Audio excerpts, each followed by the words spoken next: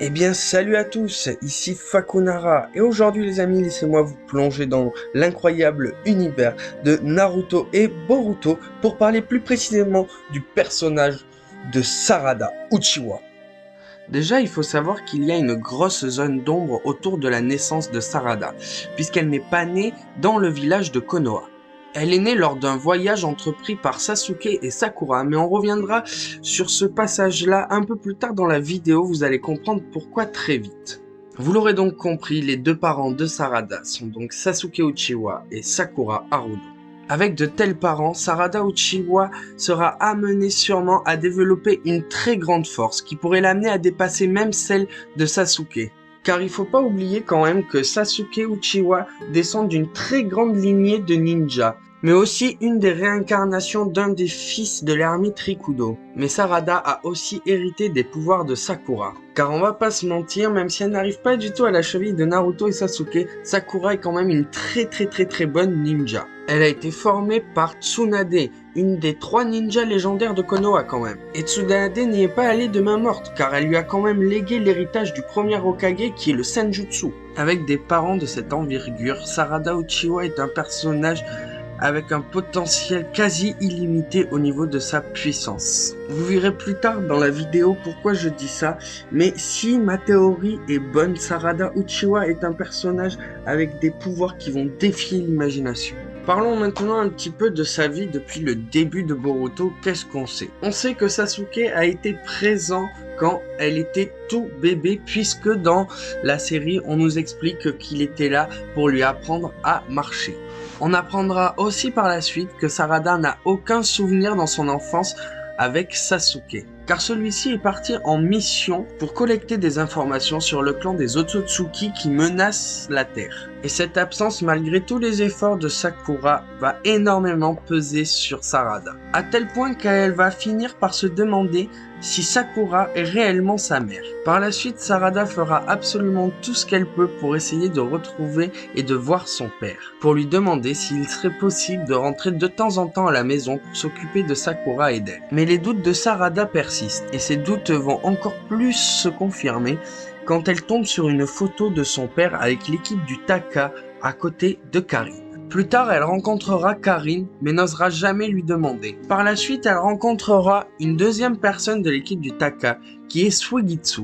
Et c'est là où toute l'intrigue prend vraiment forme. Sarada va demander à Suigetsu de faire un test pour savoir si Sakura est réellement sa mère. On apprendra à ce moment-là que Karin était présente le jour de l'accouchement de Sarada et qu'elle aurait aidé Sakura à accoucher dans un des laboratoires secrets de Orochimaru. Mais à ce moment-là, Suigetsu continue à dire à Sarada qu'il n'y a aucun doute possible, sa mère c'est Sakura. Sarada veut en avoir le cœur net et demande quand même à faire le test. Suigetsu nous dira que par chance, Karin avait gardé le cordon ombilical qui reliait Sarada à Sakura. Et que donc si on analysait l'ADN, on allait forcément trouver une correspondance entre Sarada et Sakura. Et à notre grande surprise, le test ADN se révèle positif, mais pas avec Sakura, avec Karin. Maintenant, nous allons chercher à comprendre pourquoi le test est revenu positif avec Karin, pourquoi Sakura s'énerve-t-elle à chaque fois que Sarada lui dit qu'elle a une relation bizarre avec Sasuke, pourquoi avoir entrepris un voyage alors qu'il savait pertinemment que Sakura allait accoucher, et pourquoi accoucher dans un laboratoire secret d'Orochimaru. Ma première théorie était calée sur à peu près celle de tout le monde. Cette théorie met en avant que Sakura ne pourrait pas porter d'enfant pour des raisons médicales ou des raisons liées à des blessures suite à un combat pendant la Grande Guerre. Même si cette théorie répond à grand nombre des points que j'ai évoqués précédemment, ils en laissent encore certains sans réponse. Car même si Sakura n'avait pas pu porter d'enfant et que Sasuke aurait demandé à Karin de porter leur enfant, pourquoi aurait-il pris la décision d'aller accoucher dans un des repères secrets de Orochimaru? Car il faut pas oublier quand même que Orochimaru est responsable de la plongée dans les ténèbres de Sasuke. Et même s'il s'est rattrapé en sauvant les Kage lors de la dernière grande guerre ninja, je ne pense pas que Sakura aurait décidé volontairement d'aller accoucher dans un repère secret d'Orochimaru s'il n'y avait pas quelque chose à y gagner. Je vous explique ma théorie. Je pense que Sasuke Uchiwa et Sakura Haruno ont pris une décision un peu particulière. Et si Sasuke avait fait comme Minato? Rappelez-vous quand même que Minato, quand il était 4e du nom, a pris la décision d'enfermer le démon renard à 9 queues dans son enfant. Car il avait déjà rencontré l'homme au masque, qui est Obito, et que même s'il ne pouvait pas savoir ce qui allait se passer dans l'avenir, il savait quand même que de nombreux problèmes allaient survenir et que leur enfant aurait besoin d'une puissance phénoménale pour pouvoir se défendre et mettre fin à la guerre. Et si Sasuke et Sakura avaient fait porter Sarada par Karin juste pour leur léguer un pouvoir, car bon, Sarada est quand même la dernière descendante des Uchiwa. Et vu comment Sasuke nous a bassinés pendant tout Naruto et Naruto Shippuden avec le clan Uchiwa, dites-vous bien que si c'est Karin qui a porté l'enfant de Sakura et Sasuke, cela voudrait dire que Sarada possède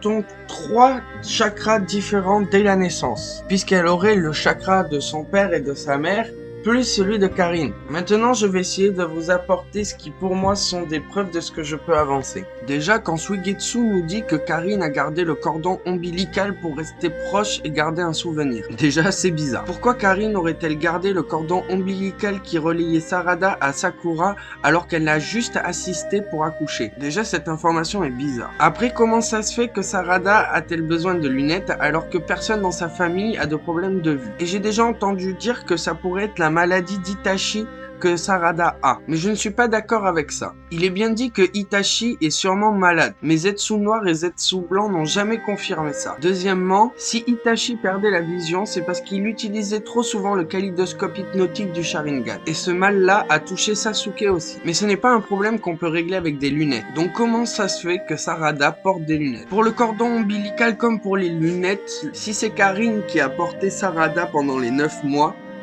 tout s'aligne. Et si c'est Karin qui portait réellement Sarada, cela explique aussi pourquoi Sasuke et Sakura sont partis en voyage alors que Sakura allait bientôt accoucher. Car si elle était restée au village, tout le monde se serait aperçu qu'en fait elle n'était pas réellement enceinte. Mais alors pourquoi Sasuke et Sakura ont pris une telle décision? Pour moi, Sasuke a eu exactement le même raisonnement que le 4e du nom. Il a affronté Kaguya avec Naruto et pendant cet affrontement-là, Kaguya a bien dit qu'elle fuyait quelque chose. Elle a aussi révélé venir des étoiles. Donc Sasuke sait qu'il y a des très grandes menaces qui pèsent sur leur planète. Avec toutes les révélations que l'ermite Rikudo leur a fait à lui et Naruto, et en prenant compte de cette très grande menace venue des cieux, Sakura et Sasuke ont peut-être pris la décision de faire porter Sarada par Karin pour la doter de pouvoirs défiant l'imagination. Et oui, imaginez juste 2 secondes que le sang des Uzumaki se mélange à celui des Uchiwa, en rajoutant à ça une maîtrise parfaite du chakra grâce à l'entraînement de Sakura, et un accès au savoir Senjutsu. Pour moi, ça paraît assez logique. On parle quand même de la fille de Sasuke Uchiwa, qui devrait finir Hokage, et que ce soit dans Naruto ou Naruto Shippuden, plusieurs personnages ont fait des coups comme ça. Tous les personnages possédant les cellules souches du premier Hokage, les échanges de pupilles, enfermer des démons à queue dans des nourrissons, tout ça pour avoir plus en plus de puissance. Et si Sasuke avait trouvé le moyen de doter Sarada d'une puissance que personne ne peut égaler?